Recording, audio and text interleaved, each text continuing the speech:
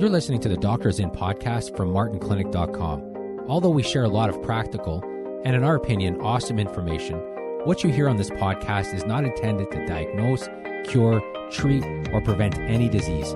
It's strictly for informational purposes. So enjoy.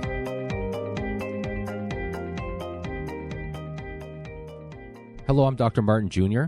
I'm Dr. Martin Sr. And this is the Doctors In podcast, and this is episode 175.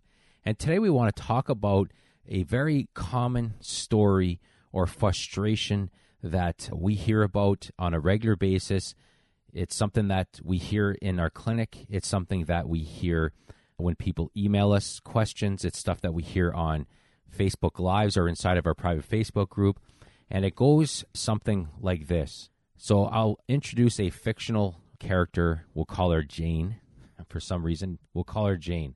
So Jane is tired. Mm-hmm. She's not sleeping well. She started gaining a little bit of weight.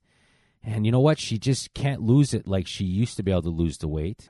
Also noticed her hair is thinning or falling out a little bit more than it used to. Even her nails seem a little bit weaker.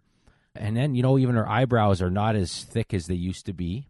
So Jane goes on and looks on the internet and soon discovers that she has a lot of symptoms of a sluggish thyroid, of hypothyroidism, right? So she books an appointment with her family doctor. Her family doctor runs the typical tests, typical thyroid stuff, and it comes back and everything's normal. Everything is good. Yep. So what we want to talk about today is how is it possible to have a lot of symptoms of a sluggish thyroid and yet have still normal thyroid blood tests? Because this is very common. This is not an isolated incident. This is something that's very common. And another scenario along the lines of that is Jane goes through all that again, goes and gets tested, and the doctor comes back and says, yeah, your thyroid's off a little bit. We'll put you on some thyroid meds, and they feel better for a bit. Then they get the same symptoms, and then the doctor checks their levels, and they constantly have to adjust the levels of medication because they can't seem to get the thyroid down pat. So that's what we're going to talk about today. And there's a lot of reasons why that happens, but we're going to list 3 big reasons why your thyroid tests are normal, even if you have thyroid symptoms. So that's what we're going to talk about. Now, before we give the 3 reasons, I think we have to talk first about how complex the thyroid is and how difficult it is in terms of all the things associated with thyroid. Because the thyroid is, first of all, it's a puppet, something else that's pulling its strings. And the thyroid has a control on every cell in your body, right? So the way the thyroid works, and we've shared this with you before, so we're going to go through this quickly because that's not really the point of this episode here, is your brain, specifically your hypothalamus, secretes a hormone, which is TRH, and TRH goes to your pituitary and then gets your pituitary to create a hormone that then tells your thyroid to get to work. And, of course, that hormone is TSH, right? Thyroid stimulating hormone. That's the one that they test, right? That's the most common test for the thyroid is the TSH test. And so then your thyroid gets going. So your thyroid then makes a bunch of hormones, right? So TSH stimulates your thyroid. Your thyroid makes a bunch of hormones. Specifically, it makes T4, it makes T3, T2, T1, and a little bit of calcitonin. And that's how it works. However, as we've mentioned, every cell in your body is influenced or affected by your thyroid.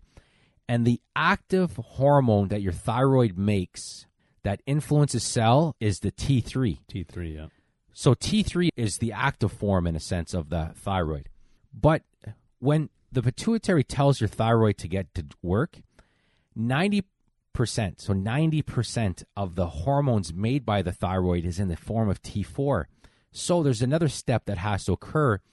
T4 has to be converted into T3. Where does that happen? And that happens in the liver. Mm-hmm. So the liver, think of all the things that can affect the liver, can affect the way you convert T4 to T3. So the reason why we went through that is just to give you an idea of the complexity of the thyroid and how involved it is, and how a problem with the hypothalamus, the pituitary, the thyroid, T4, the liver. I mean, there's so many things. That's not including the other stuff in the body that can block how your thyroid works, right? Which we'll talk about in a second.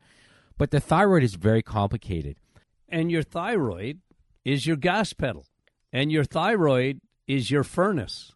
I mean, your body won't regulate itself properly. It will not be able to get into its highest level of octane energy if the thyroid is not running up to snuff. And the other one is your body temperature. And this is why so many people that have trouble with their thyroid, even though they don't think they have any kind of disease of it, is their body temperature, especially their hands and feet, nose.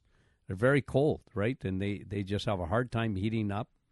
And, of course, the thyroid can go on the other end, too, of course, and that's more rare, is where they get hyperthyroidism, and then they're not well. They could get tachycardia where the heart starts to race and their body temperature goes up. But generally, it's the other end.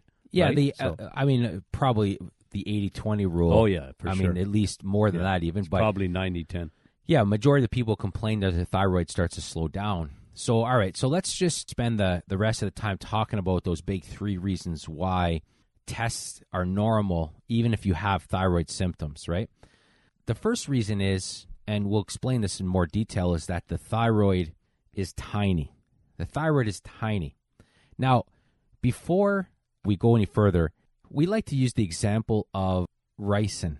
Now, ricin is a poison that's found naturally in castor beans. It's possibly the most deadly poison. Yeah, don't need much. Well, yeah, exactly. In fact, a dosage of ricin the size of a grain of rice, so the size of a grain of rice, will kill you. And that's how powerful ricin is. Well, the thyroid is also very powerful, and it's tiny. The thyroid weighs less than 25 grams. To give you an idea how much it weighs, 25 grams, well, a AA battery weighs 24 grams. So your thyroid weighs about the weight of a AA battery. Not big. It's tiny. Yep. Yet, it controls every system and every cell in your body. So it's an extremely powerful little thing. So even though it's tiny, it can directly influence every cell in your body.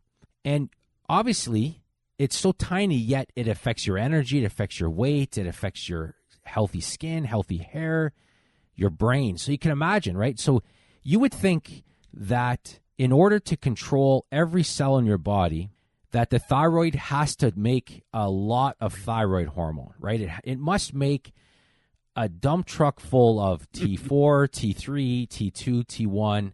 It must make a dump truck full. It must be pumping out thyroid hormone 24/7 at massive amounts to control everything on your body. We know that's not true. That's not true. The thyroid only secretes about 1 teaspoon of thyroid hormone over a full year. Imagine. 1 teaspoon of thyroid hormone production in a year, and it controls every system in your body, which tells you first how powerful the thyroid gland is and how things are regulated at a micro level. So the problem with that is any kind of, think about that, microscopic change in the amount that thyroid produces can cause every symptom in the book. Yeah.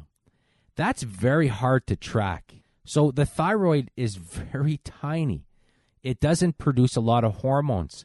And any kind of slight change can have a drastic effect. And here's the thing. A slight change may affect you more than it affects me. Yeah. I may need a bigger change for it to affect me. And when you get your testing, they have this range.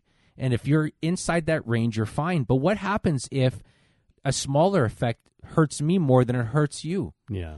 And we're both within the normal range, but I was a little higher and now I'm a little lower in the normal range. And my thyroid is, I'm getting thyroid symptoms. Yeah. Because does it matter what the range says if I'm getting the thyroid symptoms? Of course not. No. I'm getting thyroid symptoms. And it's amazing how many women that we hear from, and we say women because they're much more susceptible to it, and I'm sure we're going to touch on that, as we go into some of the reasons why their testing can be normal. But let me just say that women are very instinctive when it comes to their own bodies, much more than men. Men rarely have a clue, right? And they don't really care as much. I'm not saying all men are like that, but most men are, at least in my experience, whenever they come to see me, they've been dragged in. Their health is secondary to most men. Unless they get scared skinny by their doctor, most men, I feel good and nothing's too dramatic. But women are much more sensitive to what's going on in their body. It's amazing their instincts that they go, you know what? That's thyroid. And I keep telling my doctor, it's thyroid, right? And then my doctor said, well, yeah, but your tests are normal. I don't care when my tests are normal. I don't feel good. And I think it's my thyroid. Thousands of times I hear that. Because women are smart and they understand that. And they know, like you said, they know it's off. I know what my hair's like. Well, I know what my weight. They know, they understand that. They know that their hair's falling out more than, or it's thinner.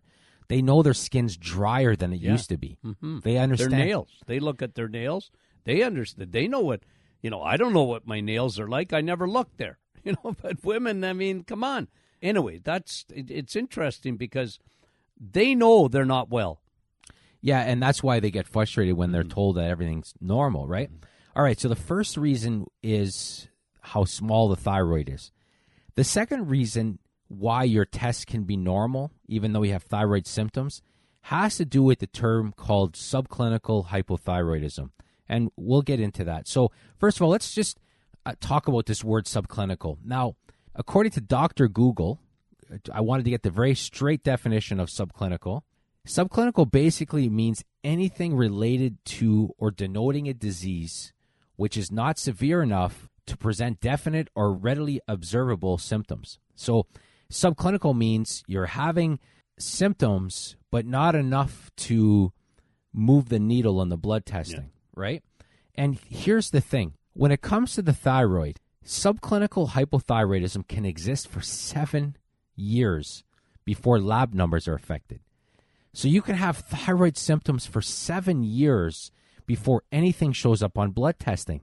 So think about that. 7 years of fatigue, 7 years of weight gain, 7 years of poor sleep, dry skin, hair falling out, all those things before it shows up on a blood test. Now, here's the question. Should you have to suffer with these symptoms for that long, just waiting for your numbers to change? It sounds ridiculous, but that's the very same thing that many women go through when their thyroid starts to slow down because it's subclinical. And this is what I want to hammer home on the point on this is. So why does it take so long for those blood numbers to change? And it's because of something that's called receptor site sensitivity. And that's important to understand. So I'll explain that. Now, imagine every cell in your body has little receptors, like little antenna. Yeah. And what they do is they transmit the signal from the hormone outside the cell to inside the cell. So you can have a normal amount of hormone circulating in your blood, but the hormone isn't having the same effect on the cell because the receptors are damaged. The receptors are no longer working the way they should. And that happens with the thyroid. But by the way, we talk about this all the time. The same thing happens with insulin. Yeah, absolutely. The cells become resistant to a certain extent to insulin. Well, the cells stop. They don't respond to thyroid hormone, the same way. And here's what's interesting. One of the major ways that receptors or those little antennae get damaged is inflammation. And what's a major cause of inflammation in the body? We call it an accelerant all the time. Yeah, cortisol. Cortisol. A problem with your adrenals can destroy your thyroid gland. Yeah. In a sense that it destroys the receptors and how they work, meaning you have normal thyroid hormone levels according to your blood tests, but your cells aren't responding to it. Yeah. That's receptor site sensitivity. That's a problem. So you will have normal tests for now because things change. Eventually, they will come out of whack. For 7 years, you can have normal tests. You can have That's a long time to wait. And that's what's so frustrating about it. And the symptoms can get worse over time, but yet you're still producing enough of the hormone. Or it's been such a microscopic change that it doesn't even register, or it's just still within a normal range on the blood test. So you can see why that's frustrating, which is why we talk a lot about even the effect that cortisol, so stress, kills your thyroid. If you're stressed long enough, or your body has a cortisol problem for a long time, your thyroid, especially if you're a woman, your thyroid is going to be a victim. We wrote a book on this years ago, The Serial Killers, 2 Hormones That Want You Dead. And cortisol, elevated cortisol is a serial killer. One of the victims is absolutely your thyroid. It absolutely will take your thyroid with it. So that's what happens. So that's the second reason. So the first was your thyroid's small. It's tiny, secretes a teaspoon of thyroid hormone a year. And the second one is subclinical hypothyroid. You can have a receptor, your little antenna on the cells can be damaged. You're making enough hormone, but your cells aren't getting it, so it's reacting like you're not getting any or not getting enough, and you have sluggish thyroid symptoms. So that's the second reason. Now, the third reason is something that you and I have talked about a lot, and that's what we call the metabolic storm. Because the thyroid... Not independent. The person thinks they have a thyroid problem, and they do, but they're actually in a metabolic storm, meaning they also have a problem with their adrenals, and they also have a problem with their ovaries. And I know a lot of women are saying, yeah, but I don't have my ovaries anymore. Well, then you definitely have a problem with estrogen progesterone, which is what we're talking about when we talk about ovaries. Yeah.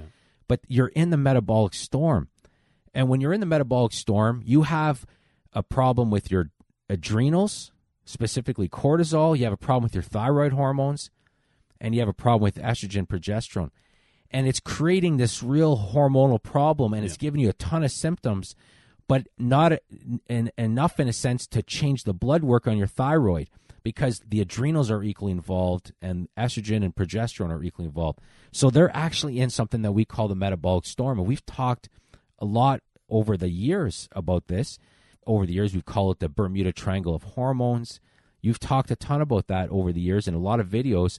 But that's the third way, and it's because it's the way they're connected, those three. Yeah. Those three. If you have a thyroid, a long-standing thyroid, you're going to have adrenals and ovary issues. Yeah. Same thing. You can start off with a lot of adrenal issues, a lot of stress, and as I mentioned, it can kill your thyroid. It can also affect how you make your estrogen and your progesterone. So, I mean, it's a mess. Yeah, it's a mess. And the thing is, unless you're thinking outside the box, unfortunately, a lot of times is that doctors of all kinds just never pick up on that.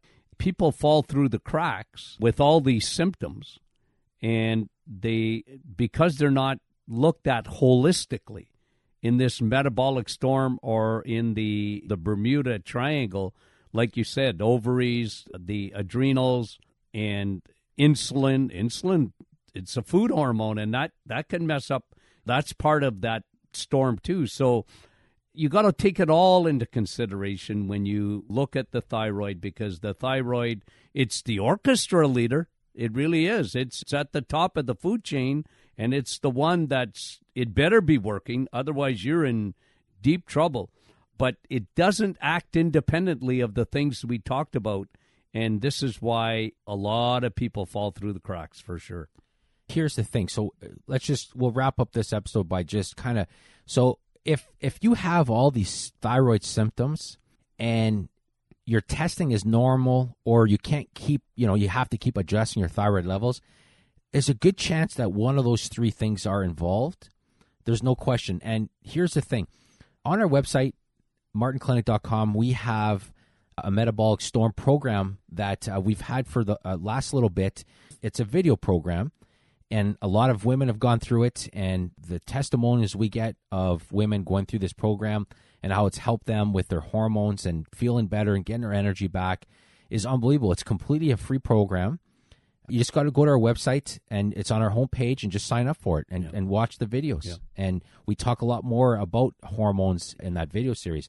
So that's one thing you can do. And also, here's the question, and if you've been with us for a while, you know what this question is going to be. Here's the question that you have to be able to answer. When was the last time you felt fantastic, first of all, right? And how do you feel? If you have a lot of thyroid symptoms, then you want to address your thyroid nutritionally, with nutrients, with diet, because your thyroid is telling you it's a problem. Yeah. It's flashing. The thyroid's telling you there's a problem. Yeah. You have thyroid symptoms for a reason. It doesn't necessarily matter what the blood testing's saying. There's still a lot you can do from a natural standpoint to help fix that issue. Yeah. Again, hormones are complicated, but, I mean, you've been around dealing with them for a long time. We've tried to keep it as simple as possible. So we know we give a ton of information, which is why there's a lot of ways that you can get a hold of us if you have questions.